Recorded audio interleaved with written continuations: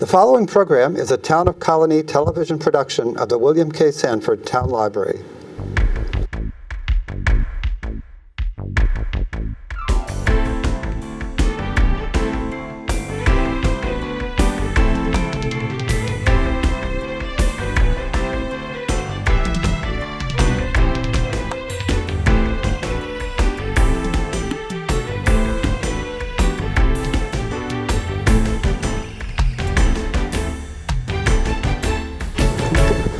Hello, we're having another edition of, it's called Patriot Flight Honors Veterans and Military.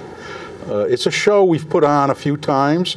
We have veterans, different veterans from different time periods, and also we have different people who recognize veterans and do things to remember veterans.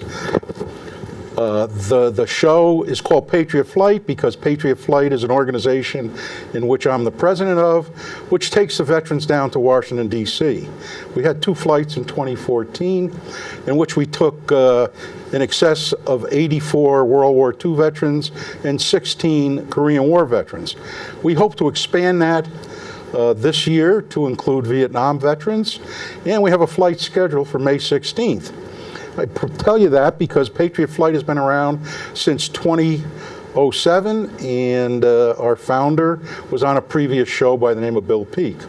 Today we got 2 other veterans of my age bracket, people that I've known, I'd hate to say, in excess of 50 years, and they are doing something for the community that I hope you've already heard about, but you'll hear more details about. Today we have Tom Regan and Jean Loparco.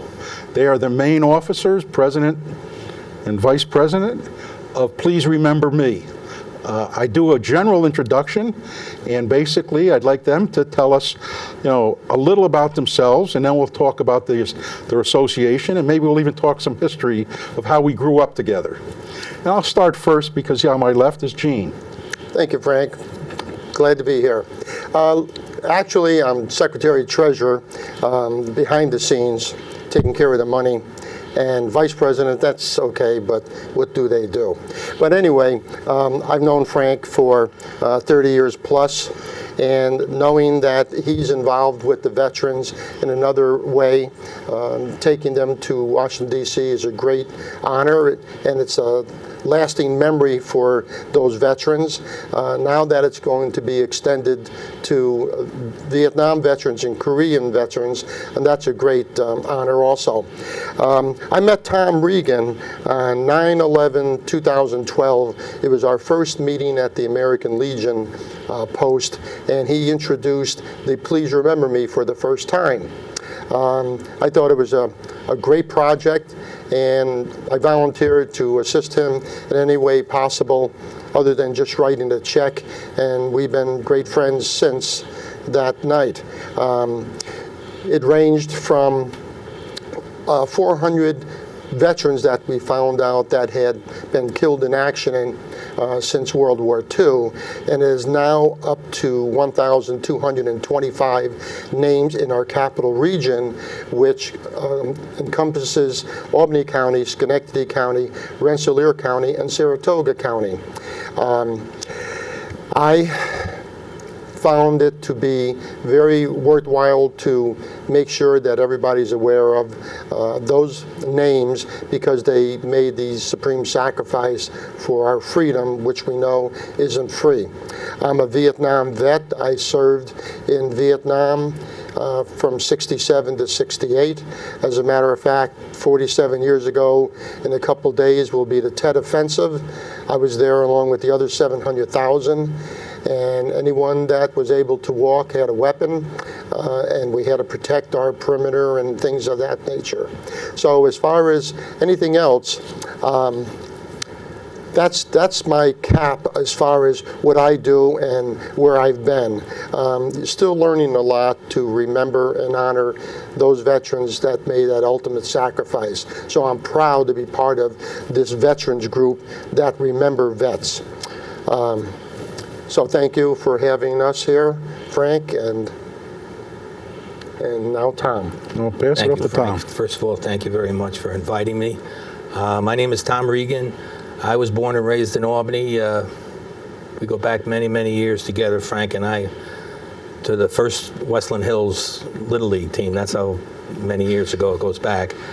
I graduated from Albany High School and went into the service. I served in the United States Navy. I served on board the USS Sarabachi. I'm a Vietnam-era veteran, and I knew many of my friends who had to go to war. And unfortunately, 4 of them never returned. And it left a lifelong, I don't know, pain in my heart, I think, that to know these young men, and they never, ever grew to see their children or grandchildren. And I feel that I and our entire community owe a great debt of gratitude to them and their families. So I had the idea to start a program called Please Remember Me. And the message is simple.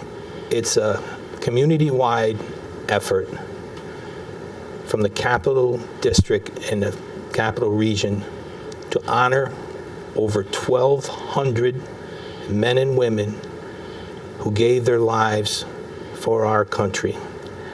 And the way I tried to do this was to hang 120, and now they'll probably have to hang another flag because of the recent deaths in Afghanistan. So we might be up to 121 flags on Route 9 in the town of Colonie, in the hamlet of Loudonville. It's been a wonderful community-wide effort to honor these people. And these flags will be hung by volunteers from National Grid, the linemen, and the people of National Grid, both management and union, who have given so much to this project. They volunteer their time and their equipment to hang these flags along Route 9 the week before Memorial Day.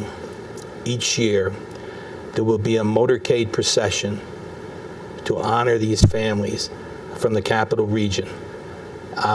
We're asking our community to take a couple of minutes of their time on noontime, May 16th this year, and come to Route 9, stand on the side of the road to salute these families, to hold a flag, to hold a sign that might say thank you, to just know that they're in our hearts.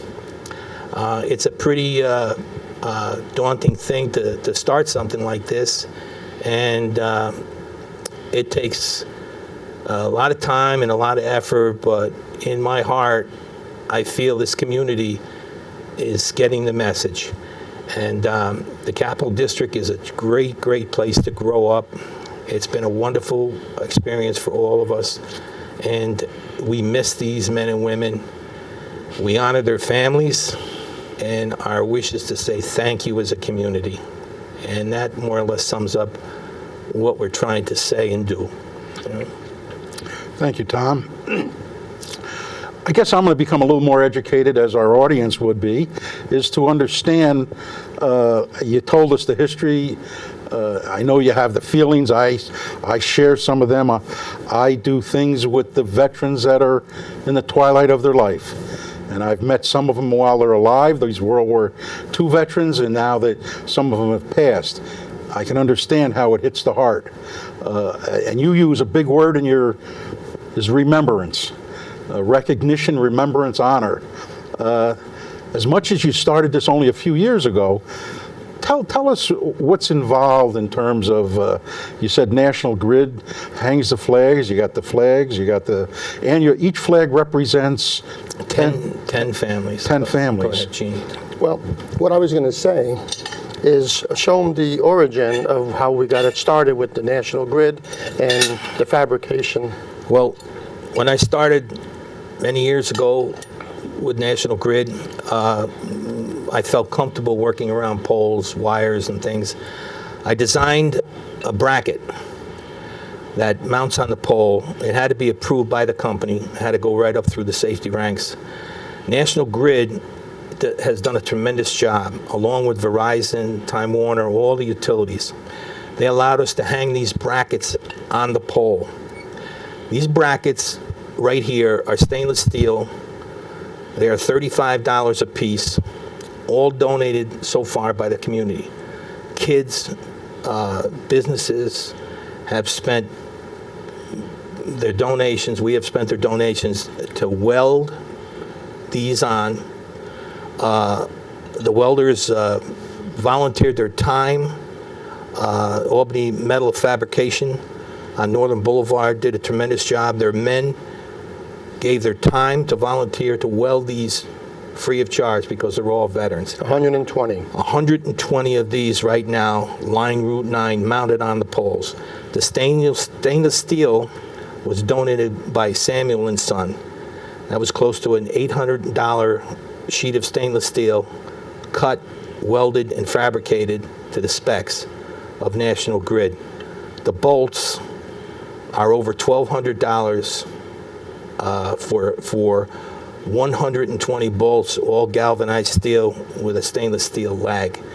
So far, right now on Route 9, there are over $11,000 worth of hardware that is standing or attached to the utility poles on Route 9, and that is without the American flag. And there are also $5,000 worth of solar lights, all donated by you, the fellow citizens of the Capital District. The flag that we see behind us is a very, very special flag. And Gene will show you. There's a black ribbon that mounts on this flag. And the black ribbon is the military way of showing a flag in mourning. And this ribbon is on that flag. The flag means that it cannot, it's at half-mast, and it's a sign of mourning. So when you can't strike a flag to half-mast, the ribbon is an appropriate way to honor these men and women. So far, right now, there are 120 of these flags right now that are in storage waiting to be hung by members of the National Grid and volunteers along Route 9. They will stretch for 5.5 miles, and they will be only raised for a short period of time, and they will be taken down shortly after 4th of July, because we never want people to take these flags for granted. Sometimes a lot of communities leave their flags up, but we wanted to send a message that this is such a special road because of the significance and the historic significance of Route 9. It's one of the oldest roads in the nation, and it's been called the military highway, where as far back as George Washington's time, the military needed a road to get north to Ticonderoga and all these different outposts. So they carved a road on Route 9, the existing Route 9, just shortly above Memorial Hospital, because they couldn't go any further on the river because of the rapids at Cohoes. So they carved a straight 2-lane highway, and that is the history of Route 9. It was called the military highway. We're asking today that join us and make this an annual event that we can all be proud of. There are no politics. There is just the sheer love and respect to say thank you to these families. The only restriction, it's a motorcade. On May 16th, unfortunately, it's the same day of the honor flight, which is fortunate for those veterans to go. But anyone that's going to partake in that for viewing or supporting those veterans to go to D.C., come on over on Route 9. It starts from near Memorial Hospital, the origin of Albany, and it continues into the town of Colonie for that mile stretch past Siena to 155, we have a Gold Star Mothers and Family motorcade. The only vehicles allowed on that road at that time are, for example, Paula Mahan, which leads, Mayor Kathy Sheehan right after her.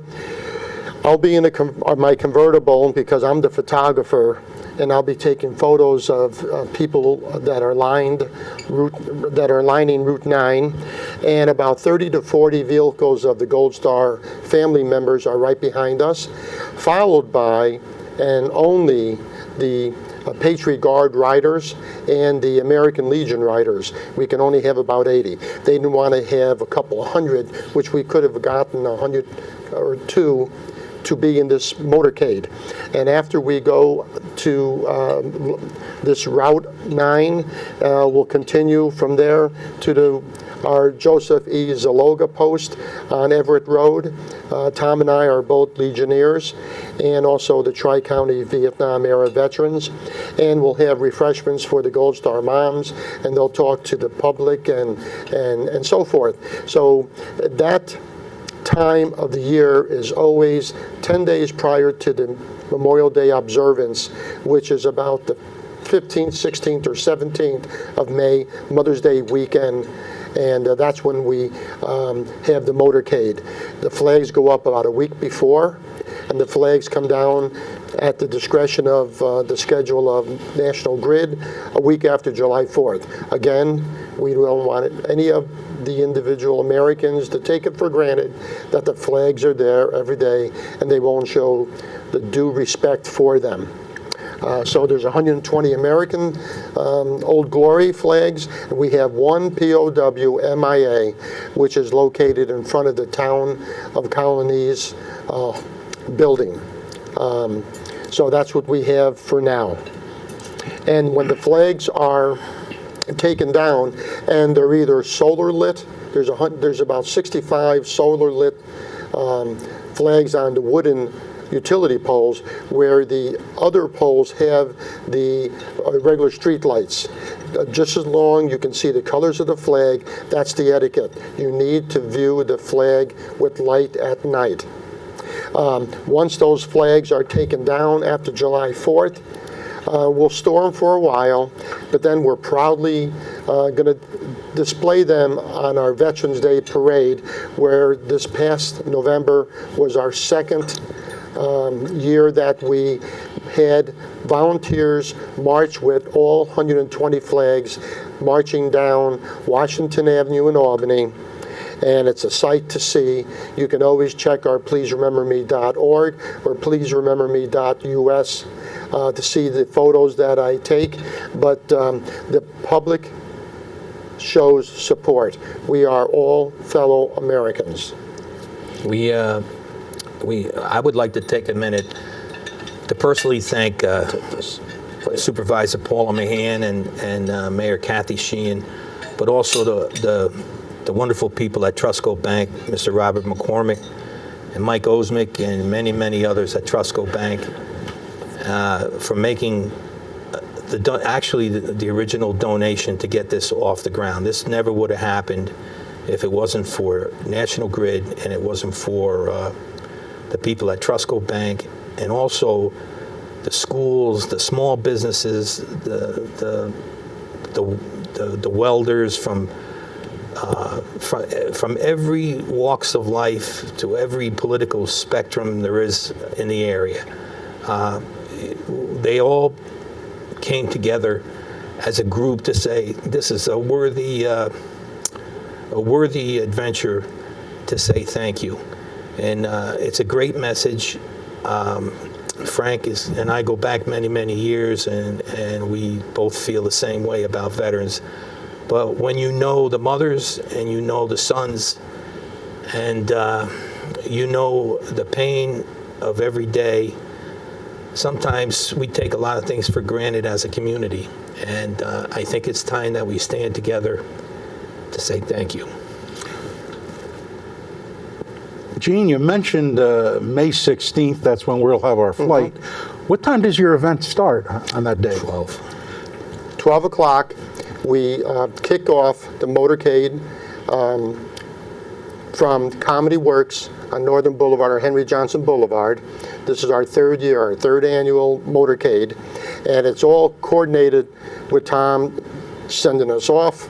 The vehicles, the elected officials, which are only Paula and Kathy, and it starts from there. And then we have the state troopers, the New York State Troopers, directing us to go on Route 9. And from that point on, once we leave the city limits into the town's limits, you'll start seeing people lining the streets with flags, banners, waving, just showing support. And that's what we'd like to see, because by them being there, and the first year that we had this, the Woodmen of the World donated 1,000 flags, and they're coming on board again this year. So we have these flags, and if you can see the view from my angle as a photographer, seeing the support that we have from the community. And after all, what it says on here, it's a community project. So true, without the community, it wouldn't be successful, as you know. So with that said, they're there.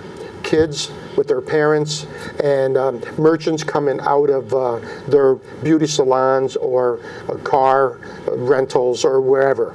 They're there showing us the support. Well, it's funny you talk about a community, because I advocate with Patriot Flight that we're a community of patriots, a community of patriots. Right. Let May 16th be a day for the veterans, both living and the ones that have passed. Our event would start early in the morning at CBA. So it'd be nice on that particular day, and one of the things that I've done over the years is that I do this D-Day Revisited, I do the Patriot Flight. I can share the feelings that people have for the family of these veterans, and especially the ones that are up there in years, the oldest, greatest generation. And then I turn around and think of the youngest generation, what they're coming back to. And there is that feeling deep down inside that they deserve all that we do. We probably don't even do enough. But it is something in this community that people are doing different things. One of the things that I'd like to say, May 16th would be a day to come out and commemorate early in the morning with us, with the World War II, Korea and Vietnam, and then spend the afternoon with Please Remember Me. The main thing, and I'll emphasize it, is the remembrance, the recognition, the honor.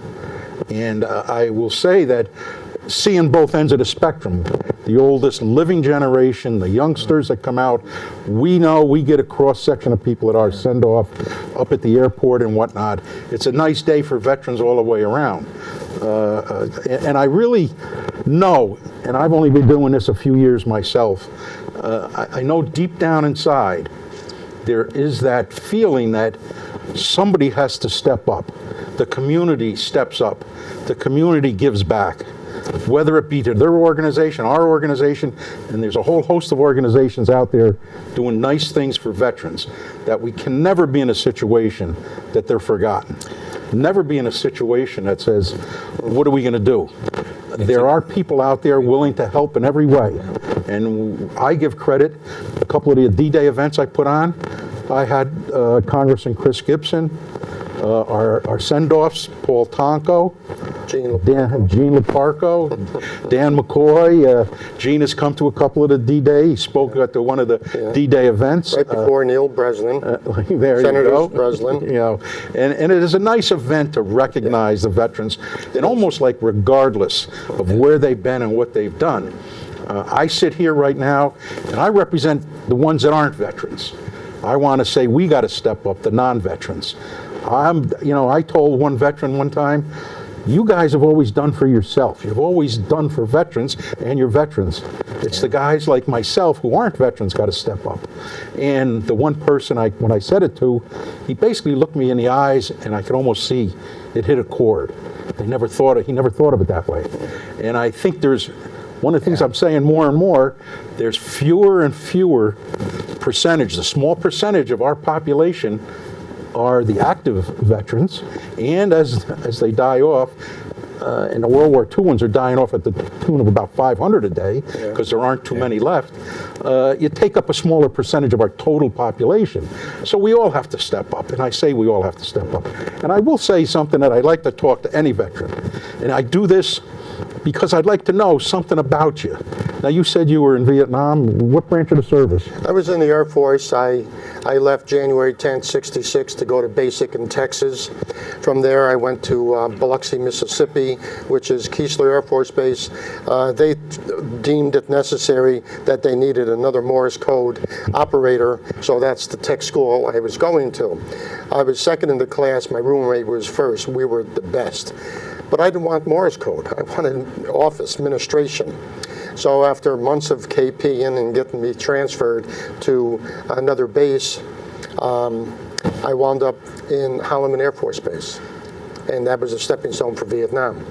So when I was in Vietnam in Tui Wa, which was north of Cam Ranh Bay, the first 6 months was operational, worked for a commander for Transportation Squadron, and then they say, Gene, we want to take you to small arms class. We want you to be a security policeman at night, perimeter watch, bunker, observation tower, front gate, liquid oxygen tank, perimeter watch, and also the flight line. So I didn't write home about that because they thought I worked in the office. So you do what you have to do, their orders. I went to Vietnam because I was asked to go by way of orders. And I went December 10th, 67, returned December 10th, 68, and my son was born December 10th, 69. So so it works in threes. I thank God he brought me home.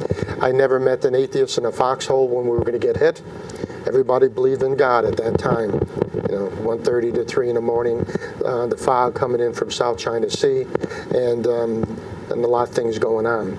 And after that, Texas, and I was out the door. My first job was Jack's Oyster House. So that was it. Tom, tell us what you did after baseball together. No, go ahead. It was a few years later that you went into service. I did. I actually, like I said, I grew up, my parents immigrated over from Ireland, which I'm very proud of. I'm first generation Irish. But like I said, my history and my story is, and a lot of other people's story, is that you had a couple of choices after you got out of high school. You either went into service and got drafted, or you went to college. And some guys went to college and then wound up in Vietnam after college. Some guys said, the heck with it, I'm just going to go in. And it had a great effect on me because we always seemed like we were always saying goodbye to each other after high school. And when I came back in 67, a few years later, I saw firsthand the carnage of what war really and truly did to our community. Miss Dorothea Rockensteyer, Richard Rockensteyer's mother. I knew that Richie Leahy grew up with me right up in the street on Kent Street. Actually, he was a fine, fine young man. Billy Seabass, I went to serve Mass with him on the altar at St. Patrick's Church from kindergarten all the way through 12 years of school.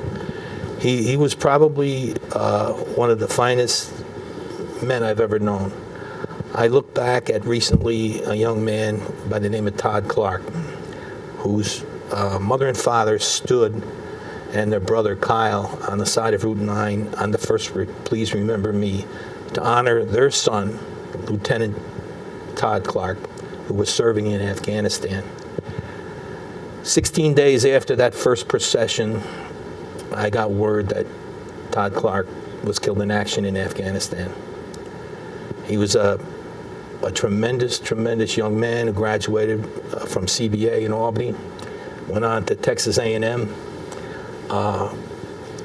One of my son's, John's, best friends. I know to this date the carnage that that war cost, and I certainly know a lot of the families that this is a serious issue for me. And I think a lot of you can tell by the motion of my voice, when you represent 1,200 people, it gets overwhelming because you realize that this is a lot of people. And it affects thousands. Well, there's 2,400 mothers and fathers alone. Let me put a little twist on something, and being around a lot of Korean and World War II veterans, and you two guys are Vietnam veterans. Had two brothers that were in Vietnam, one on the base, and he said he had it pretty good, my older brother Joe. My younger brother was out in the jungles, frontline infantry. And I'll say something that the World War II veterans have told me primarily. Our country went through an embarrassment for the Vietnam veterans. And as much as we say the honor flights gives them the welcome home that they never got, you guys deserve the welcome home. And you got to get your recognition. And what you people went through, my generation, I lived through it over here. Believe it or not, a veteran of World War II on a destroyer kept me out of the Seabees. I wanted to be a Seabee. But aside from it all, you guys really deserve that welcome home and a thank you. Thank you. And I really, really thank you today, Tom Regan and Gene Loparco, for being here and for what you're doing. We all have to do our parts, and there's a lot of people doing different parts. And I can feel, because I've been around the 95-year-old who's really got some memories that come out. I start finding out how come they never talked about it. I get some very interesting stories. And yet my heart goes out to them when it's their time to move on and then talk to their family and whatnot. So what you're doing for the community, it is truly, truly appreciative. And I would say to you that you deserve as much as any veteran. And I sit here and say, we make up that group, and you guys make up the senior citizen veterans, Vietnam, Korea, and World War II. And I say the young kids of today are going to live to hear about the last World War II, Korean War, and Vietnam veteran. I have grandchildren I teach. One of the words you used before, Gene, was talking about it was my job. Sound like you were a jack of all trades. And there's three words that I promote: duty, sacrifice, and character. And if you think about yourselves, that's exactly what you did. You did your duty. You made sacrifices. You didn't make the ultimate one, but there's a lot of people that did. And that you have character. And I really thank you so much for being here today and sharing your experiences and sharing what you do. It's my Thank pleasure. you so much. Thank you for having us. Thank you. For having us.